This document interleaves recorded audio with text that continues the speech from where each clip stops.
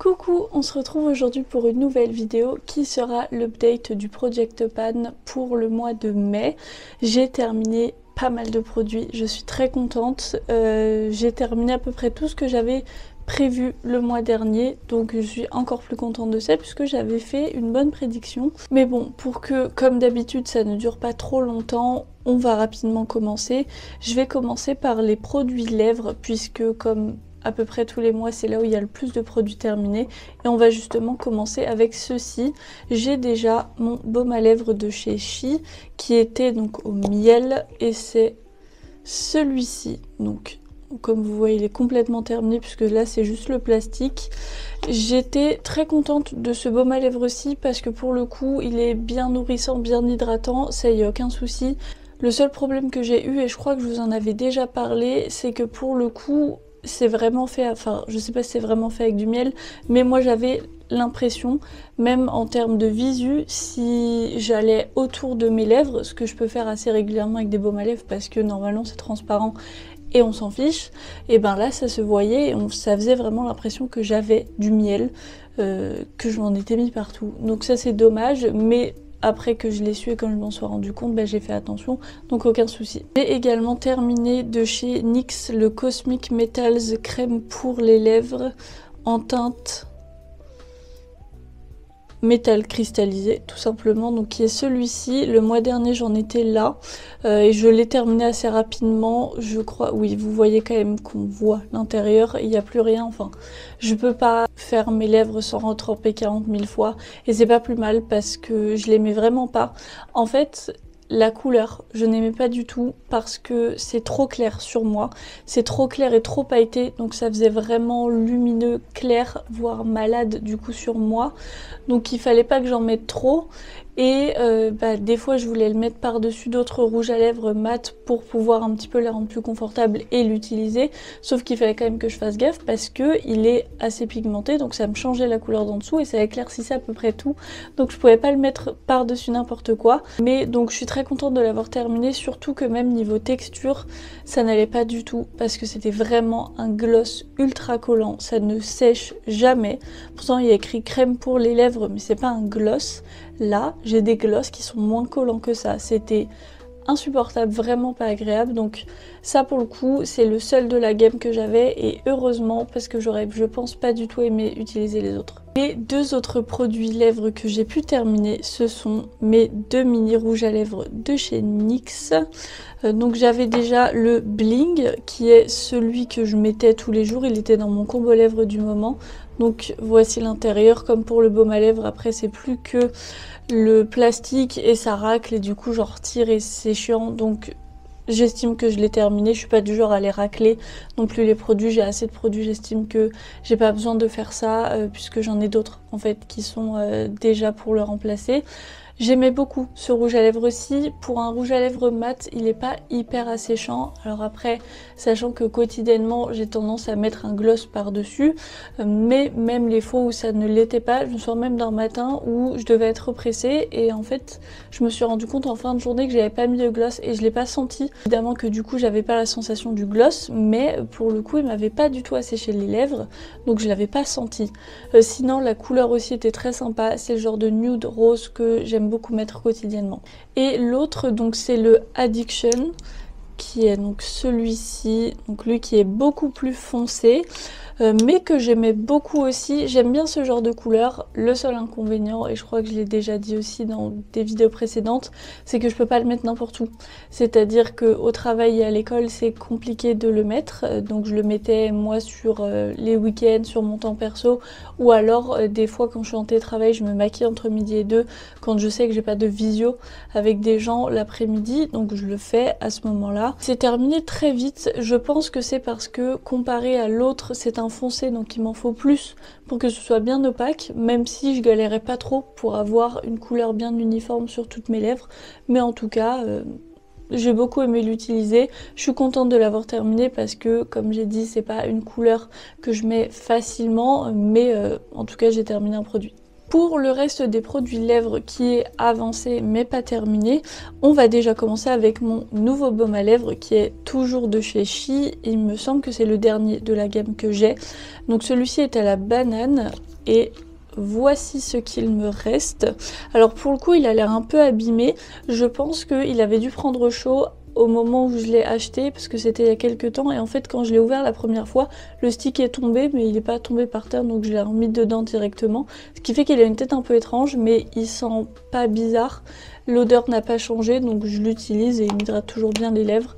Comme pour le miel, au niveau nutrition, hydratation, il n'y a aucun souci, c'est vraiment la même chose, avec l'inconvénient en moins que si je dépasse, et ben j'en ai pas partout, même si la couleur est quand même quasiment la même. J'ai remplacé ce rouge à lèvres-ci que j'utilisais tous les jours par celui-ci. Alors il y a une différence quand même puisque celui-ci est plus rose alors que celui-ci est plus marron, et ça va être la teinte Sugar Mama. Et voici ce qu'il me reste de ce rouge à lèvres-ci pour vous faire la comparaison avec un qui n'a jamais été utilisé. On a quand même déjà bien avancé, sachant que évidemment, je le sais, c'est des mini rouges à lèvres, donc bien sûr que ça se termine plus vite, mais comme pour l'autre, comme c'est tous les jours, même si j'ai pas besoin de revenir souvent parce que c'est pas quelque chose d'opaque, donc même si ça s'estompe, ça se voit moins, et ben j'utilise quand même tous les jours, donc il descend plus rapidement que d'autres. Mais en tout cas, comme pour les deux précédents, je suis très contente de l'avoir, je l'aime beaucoup. Je n'ai honnêtement même pas changé mon crayon à lèvres, donc celui-ci, le Bella Pierre, qui est donc plus rosé, mais une fois sur les lèvres, en fait, ça se voit pas forcément parce que j'ai tendance à repasser dessus avec le rouge à lèvres. Je suis pas du genre à mettre des crayons à lèvres, mais j'en ai, donc je m'en sers. Et donc justement, pour vous montrer au niveau du Bella Pierre, en fait, honnêtement, je me souviens jamais de s'il est dans le Project Pan ou pas. Donc s'il l'est, je vous le montre. Sinon, bah écoutez, vous aurez vu un produit en trop. Mais en tout cas, j'ai donc ce crayon à lèvres-ci. C'est le numéro 2 Nude. Je l'ai taillé plusieurs fois. On voit forcément une différence si on les met à côté puisque je l'ai taillé. Mais globalement, la différence là en vidéo ne se voit pas vraiment. Mais en tout cas, sachez que je l'ai taillé plusieurs fois parce qu'à chaque fois que je mets ça, et ben je mets ça. Et je mets très souvent ça, du coup je mets très souvent ça. Pour remplacer celui-ci qui est foncé, parce que du coup j'aime bien avoir une couleur un peu nude passe-partout que je mets tout le temps et une couleur plus foncée que je peux mettre quand j'ai envie ou quand je peux, j'ai remplacé par le Yves Rocher, le 152 dans les mats, et c'est donc cette couleur-ci, et voici où j'en suis. Alors évidemment qu'il va être beaucoup plus long que les NYX à terminer puisque forcément c'est pas du tout un mini, mais par contre je me suis surprise à l'utiliser plus souvent que ce que je ne pensais, puisqu'au final il est foncé oui, mais un foncé que je peux mettre assez régulièrement au travail et à l'école, ce qui est là où généralement ça peut poser problème.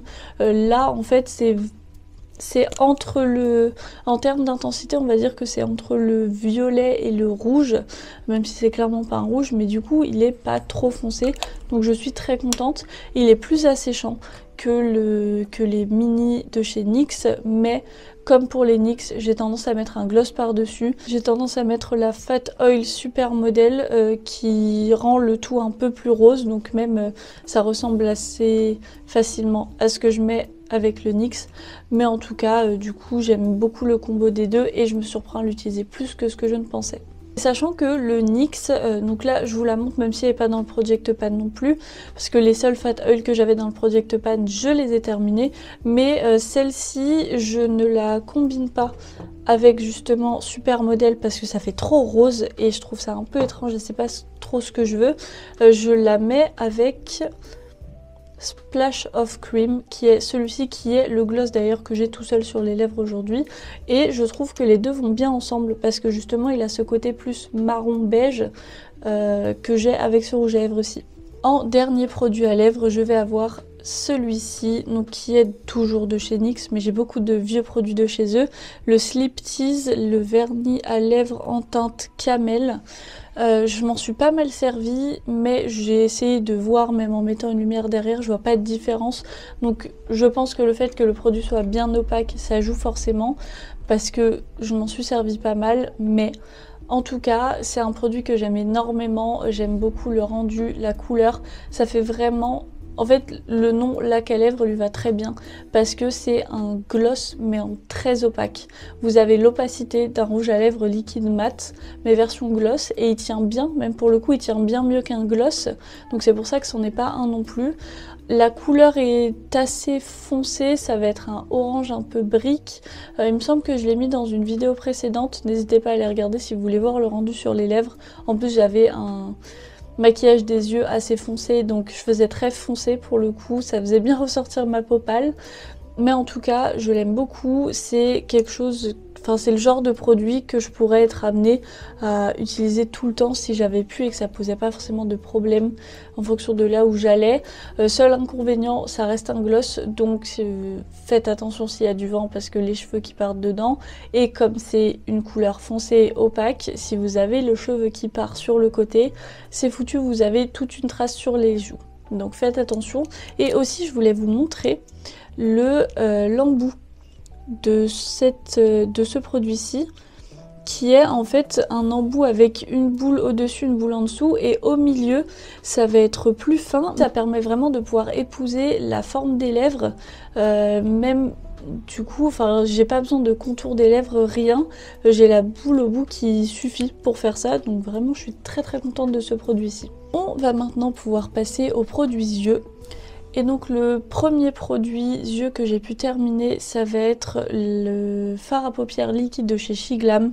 Je ne sais plus dans quelle gamme, je ne sais plus la teinte non plus, mais de toute façon ils ne sont pas commercialisés. En tout cas, c'était un produit que j'aimais bien. Ça a été mon préféré des trois parce que j'avais acheté un lot de 3 et c'était la couleur que j'utilisais le plus facilement. Au final, qui était le plus facile à utiliser un peu tout le temps, et c'est aussi celui qui a séché le moins vite. Même s'ils étaient tous périmés, ils sont date d'expiration du 16/10/2024. Donc je savais que c'était périmé, mais la texture et l'odeur n'avaient pas changé. J'avais pas de réaction avec les yeux qui brûlaient, qui piquaient. Donc j'ai continué à m'en servir et heureusement parce que j'ai pu le terminer. Vu que la dernière fois j'étais là et là je l'ai terminé, mais je me doutais que ça irait vite parce que je savais qu'il en restait que sur les parois. Le deuxième produit yeux que j'ai pu terminer, c'est de chez Dedona, les Multichrome Caméléon, la teinte 01 qui était donc un crayon multichrome blanc avec des reflets, là vous voyez un petit peu, avec des reflets blancs, roses, bleus, jaunes. Vraiment j'aimais beaucoup ce produit-ci. Là en fait on dirait qu'il en reste un petit peu, mais je me racle littéralement le coin de l'œil quand je m'en sers parce que je m'en servais beaucoup en point de lumière quand je faisais des maquillages discrets. Vraiment c'était facile. En paupières mobiles directement avec un creux de paupières assez léger, mat. Ça allait avec toutes les couleurs. Vraiment j'étais très contente de ce produit-ci. Et la preuve c'est qu'au final je l'ai terminé assez rapidement. Et tant mieux parce que j'en ai d'autres. Et donc pour les produits yeux que j'ai continué mais pas terminé, on va déjà avoir le mini crayon de chez Sephora en teinte Deep Brown, la 3. Voici ce qu'il me reste. Je sais qu'il a pas mal descendu. Je me rends pas bien compte là à la caméra, mais j'irai revoir la vidéo. Et je sais que je m'en suis pas mal servi et que je l'ai notamment pas mal taillé. Je l'aime beaucoup. C'est pas celui qui tient le mieux en muqueuse, mais ça me dérange pas. Honnêtement, je suis pas à me casser la tête à en réappliquer après. Donc s'il est parti, il est parti. Mais en fait, j'aime beaucoup la couleur parce que comme j'ai les yeux pas très ouverts à la base, et ben le noir, ça a rapidement tendance à faire trop foncé et surtout à me rapetissir encore plus les yeux, ce qui est normal quand c'est du noir. Ça me le fait moins avec le marron, donc c'est pour ça que je suis contente de ce produit là et qu'il avance plus vite. Dernier produit yeux que j'ai continué, c'est de chez Gosh, le Extreme Liquid Gel Eyeliner en teinte 04 Silver. Donc la dernière fois j'en étais là, j'ai pu faire une petite barre, mais en fait c'est vraiment un produit qui je pense va être très long à terminer. Pourtant je l'aime bien, mais c'est un embout liner, donc forcément vous vous doutez que ça ne va pas très vite. J'ai tendance à le mettre assez rapidement sans trop me casser la tête comme pour le crayon des donuts en point de lumière ou sur la paupière mobile, parce que pour le coup une fois que ça a séché ça ne bouge plus, donc ça très bien, mais il faut attendre que ça sèche un petit peu et il faut travailler un petit peu les contours, mais ça reste facile à utiliser. Moi en trait de liner je m'en sers pas, mais parce qu'il n'est pas assez opaque non plus pour faire un trait de liner, et si j'en fais un j'ai pas envie d'avoir quelque chose qui n'est pas opaque.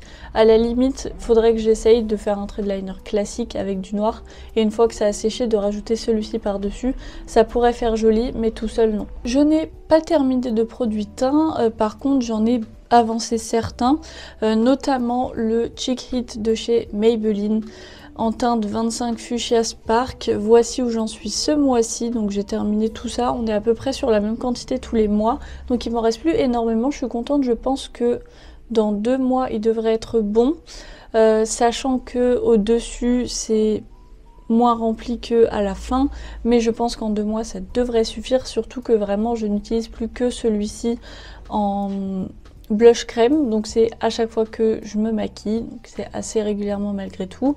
Donc je suis très contente de ce produit-ci, il est un petit peu plus difficile à utiliser que les 2 autres de la même gamme que j'avais déjà pu terminer, mais parce que la couleur est plus flash, mais ça reste un gel crème, donc même si vous voyez cette couleur-ci, vous n'aurez clairement pas ça sur les joues. Moi là ce que j'ai c'est donc ce produit-ci plus après un blush poudre par-dessus, et j'en ai pas trop, et pourtant j'ai la peau très pâle, donc vraiment n'hésitez pas à en mettre une petite quantité quand même, vous devriez pas avoir de soucis. Et par contre du coup je pense que sur les peaux foncées il se verra quasiment pas, voire pas du tout.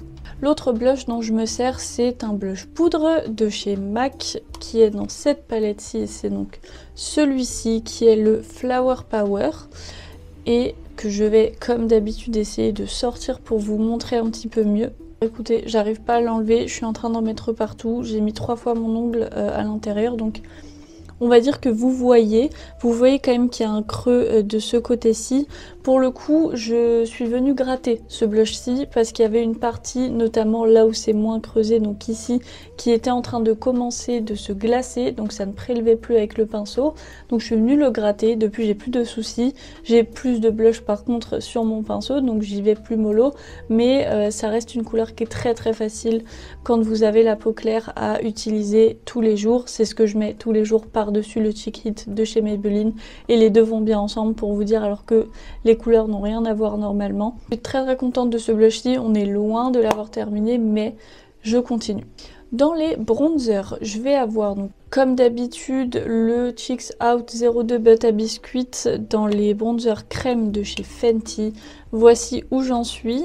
Donc il a très très bien avancé, il reste surtout les contours. Là maintenant en fait honnêtement c'est plus pratique à utiliser, sauf que comme c'est un produit crème, j'ai un petit peu peur de détruire un petit peu toute la texture et de pas réussir à avoir quelque chose qui se prélève bien si je fais comme les produits poudre parfois et que je le represse. Alors pas avec de l'alcool à 90 du coup, mais simplement de pousser le produit pour le remettre au milieu. J'ai peur que après j'en prélève trop à chaque fois, mais en tout cas c'est un produit que j'aime toujours autant, je le mets toujours tous les jours à chaque maquillage, ça va bien aux peaux claires. Vraiment, si vous avez du mal à trouver des bronzers qui ne sont pas trop chauds et qui ne donnent pas d'effet orangé, allez voir celui-ci. Le bronzer poudre que j'utilise actuellement c'est de chez Kiko, le Unexpected Paradise Bronzer en teinte 01 Warm Honey, qui est donc celle-ci. Je crois qu'on ne voit toujours pas de différence, peut-être un petit peu. Et parce que si là on voit une différence, ce serait la première fois depuis le début des updates. J'ai l'impression qu'on voit un petit peu, si. Celui-ci du coup qui est la teinte 02 qui a juste été swatché est un tout petit peu plus bombé que celui-ci. Ça se joue à pas grand chose, il y a toujours 20 grammes dans ce produit-ci, donc je suis toujours très loin de l'avoir terminé, mais je l'aime beaucoup. Il va aussi très bien comme pour le Fenty aux peaux claires, vraiment pas de sous-ton orangé, c'est facile à utiliser, c'est toujours celui que j'utilise tout le temps, mais j'ai encore le même inconvénient, mais ça je pourrais rien y changer, c'est l'odeur de Kiko, de noix de coco chaude, que j'aime pas du tout. Et pour terminer, ça va être les highlighters. J'ai notamment pas mal utilisé l'highlighter liquide de chez Paille. les Bronzing Drops, concentré, éclat, illuminateur. Évidemment, je ne peux pas les utiliser en tant que bronzer, je ne peux même pas les utiliser en tant qu'highlighter parce que bronzer c'est trop lumineux, highlighter c'est trop foncé. Moi j'ai la teinte 01 bronze qui est donc je pense la plus claire, j'ai du mal à comprendre. Mais en fait je m'en sers sur les yeux. Comme pour le liner de chez Gauche, je le mets sur ma paupière mobile, pas en point de lumière par contre, je trouve ça un peu trop foncé. Mais en paupière mobile, j'attends que ça sèche et après ça bouge plus. J'ai pas trop de soucis à avoir des paupières grasses, donc généralement ça ne bouge pas vraiment sur mes yeux, mais en tout cas c'était quand même plutôt sympa. Je m'en suis pas mal servie, je me doute bien que c'était pas rempli à ras-bord jusqu'au bout, mais en tout cas on voit une petite différence. Je suis contente d'avoir pu faire une marque comparée à avant. Et le dernier produit que j'ai à vous présenter, c'est ma palette d'highlighter de chez NYX, la Love You So Mochi. Je me concentre comme d'habitude sur le même highlighter que j'ai repressé à nouveau. C'est la deuxième fois que je le represse et la dernière fois il y avait à nouveau plus de produits sur le centre, donc j'ai tout remis. Là ça devrait être quand même assez rapide, donc c'est l'highlighter le plus neutre des trois. C'est vraiment un jaune neutre, donc aucun souci à porter tous les jours avec n'importe quoi. Je l'aime beaucoup, il a toujours autant ses reflets holographiques même après l'avoir repressé encore, donc aucun souci pour le porter très souvent. Je suis en train de monter la vidéo que vous êtes en train de regarder et je viens surtout de me rendre compte que je n'avais pas d'outro. Alors je ne sais pas si c'est moi qui ai vraiment oublié d'en filmer une ou alors si elle s'est perdue en cours de route. En tout cas, je ne voulais pas vous laisser avec une fin un petit peu nulle, je trouvais pas ça très quali, du coup je vous filme très rapidement avant d'exporter la vidéo, cette petite partie-ci. Donc j'espère que la vidéo vous aura plu, n'hésitez pas à me laisser un commentaire pour me dire si vous faites un project pan ou non, quels sont les produits qui sont dedans, ceux qui sont bien avancés, peut-être qu'il y en a d'autres où vous avez du mal et peut-être savoir pourquoi. N'hésitez pas aussi à vous abonner à la chaîne et à activer la petite cloche de notification pour ne rien louper des prochaines vidéos. Je vous mettrai comme d'habitude mes réseaux sociaux en barre d'infos, donc Instagram et TikTok si vous voulez me suivre un petit peu plus quotidiennement. Moi en attendant je vous fais plein d'énormes bisous et je vous souhaite une bonne journée.